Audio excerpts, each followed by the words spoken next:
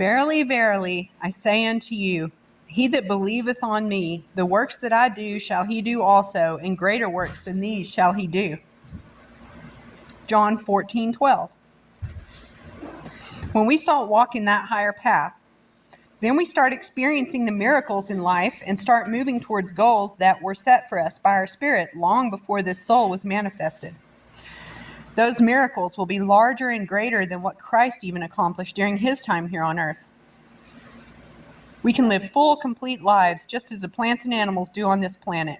However, it is up to us to rise up and challenge and confront ourselves to perform beyond the basic programming of the physical realm. Martial arts has taught me that our body, mind, and spirit are capable of doing way more than we think we are capable of accomplishing. Sure, we can do just fine with the default settings we were born with. However, with some knowledge, training, hard work, and perseverance, we can establish a performance level way beyond what is provided naturally by default. Martial arts and sports are great examples of people obtaining excellence through physical achievements. There are huge lists of people who obtain excellence in other ways as well. If we are satisfied with the default, then there is no way we are going to obtain any level of excellence. As such, we will end up with the default rewards with this incarnation, a mediocre life, or for some, slavery. The Christ consciousness is a protocol to obtain a level of excellence that far exceeds the natural default settings we were born with. What is required is the will to pursue that level of excellence. When we allow the Christ consciousness to enter into our lives, we allow the fruit of the Spirit to influence how we live our lives. Galatians 5:22 through 23. But the fruit of the Spirit is love, joy, peace, long-suffering, gentleness, goodness, faith, meekness, temperance. Against such there is no law. My heart tells me that as I evaluate my relationships in my life, these qualities are essential to ensure that I honor the spirit of this life. As a result, condemning people for homosexuality or other stonable offenses does not resonate with me despite what the Bible says. Love thy neighbor as thyself means that once I get to the point where I love myself, I will love others and recognize that they are doing their best to accomplish this balance despite where they are in their lives. This is unconditional love, and this is what Christ was trying to teach us when he rescued the prostitute. He that is without sin among you, let him cast the first stone at her. We have no authority to send somebody's physical body to a grave, terminating the soul and sending the spirit back to the spiritual realm. That is the biggest violation of love there is.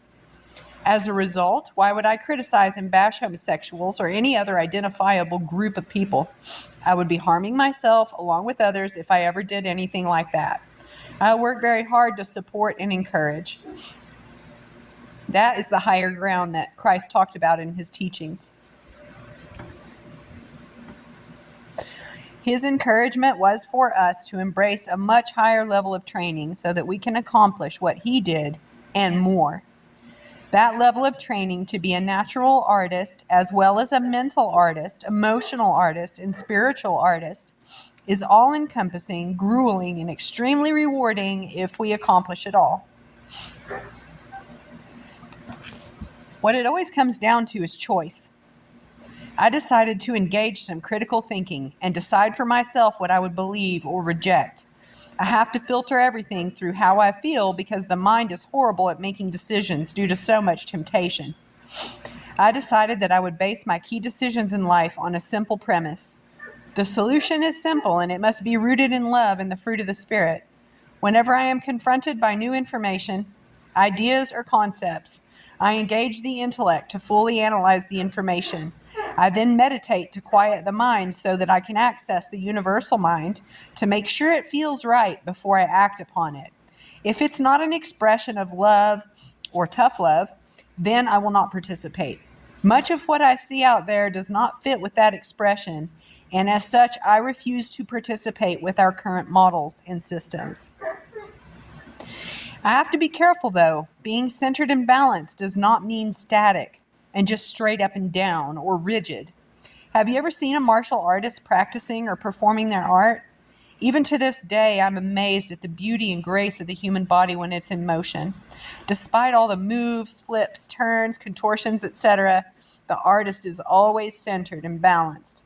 The dynamic flow of the body through all the patterns demonstrates physically what I'm suggesting we are to do with all aspects of our being. These concepts are not considered within the mainstream. The mainstream medical system, for example, mainly focuses on the physical symptoms of the body and treats with drugs or invasive surgery. However, a balanced and centered approach would consider all aspects of being and identify the root cause through the symptoms being presented, whether that be physical, emotional, mental, or spiritual. The medical industry is not interested in healing. They are only interested in fictional dependency so that they can make profits. But to approach healing from a Christ consciousness perspective, we would need to address the whole body and all the bodies to obtain optimum health. Without that approach, one risks either having a deficiency or toxicity situation, which is often experienced by physicians. Yes, it is possible to have too much medicine, which would also make you sick. There's a graphic. I guess I'll try to show it.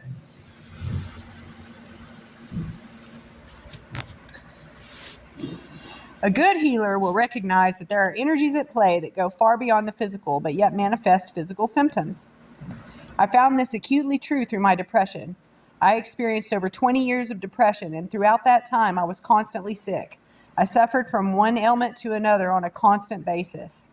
Was there anything physically wrong? No. And despite years of drugs, I could not find a way to address the symptoms. The root cause was cognitive, behavioral, rather than clinical or physical.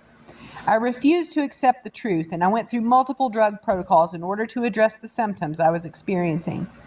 Treating the physical body for an issue that is not physical is inherently dangerous and irresponsible.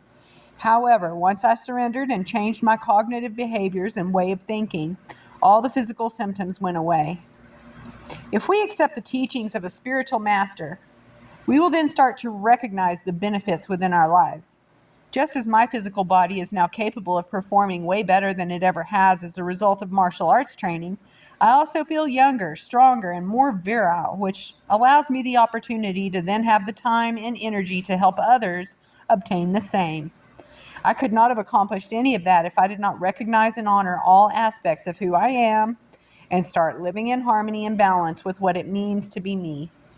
The I am is the culmination and cooperation of the physical body working with and in harmony with the spirit through the manifestation of my soul. Any attempt to separate or disrupt that harmony is something that needs to be confronted. I don't ever want to slide backwards into those old behaviors, beliefs, and thought patterns, so I choose 2 words to remind me of what it takes: vigilance and persistence. I've dedicated my life to being forever vigilant with regard to the words I use and the people I spend time with, so that I don't ever go back to the living hell that comes with the old ways of thinking and behaving. I do know, though, that I will have some up and down days. That is just the normal ebbs and flows of nature.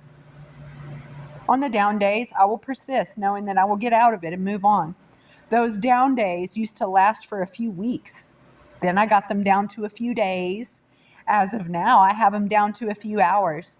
I see much progress despite the intense stress that comes with all the work that we do out here.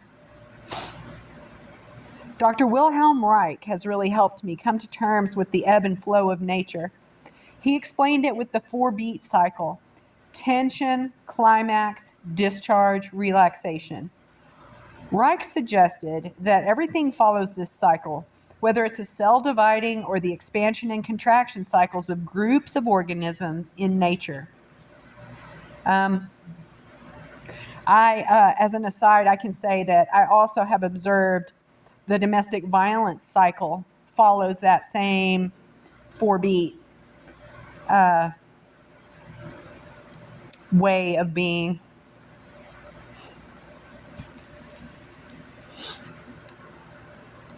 The challenge I find is that if I don't recognize and respect this cycle, then the energy flow ends up getting blocked and then I get sick. This past winter was a good example of that. If you associate the 4 seasons to the 4-beat cycle, you will find that spring equals tension, summer equals climax, fall equals discharge, and winter equals relaxation. With an unusually long winter, the relaxation phase was much too long, and I found myself in tension, but yet my environment was still in relaxation. This discontinuity with my environment really caused problems for me emotionally and physically. That discontinuity is due to my holding on to the mechanical time devices of our mechanical physical world, parenthetically calendar. I was able to get back into sync again once winter released its grip upon the land and spring came. Nature had no problem with it, so I still have lots to learn in this regard. I bring this up because I see many examples of systems that do not flow with this natural expansion and contraction process. If we take a look at graphs which show world population trends, money in circulation, or any other exponential growth curve, you will notice that these show a system not in balance. Natural laws will soon be applied to them, as these systems cannot continue on building more and more tension without having a climax and start discharging. An unlimited energy buildup is not possible and dangerous to try. If we were to attempt to bring these systems into balance, we would be faced with great opposition. Instead, I believe it's our duty to point out the problems and prepare for the eventual correction that is undoubtedly due to arrive. I know I feel it. I feel the charge building and building within many of the fictional constructs. I thought the time would arrive many years ago. I've since stopped trying to predict when it happens. Only the Creator knows that. Instead, I spend my time working on being as independent as possible so that I can deal with the climax and discharge that is due at any time.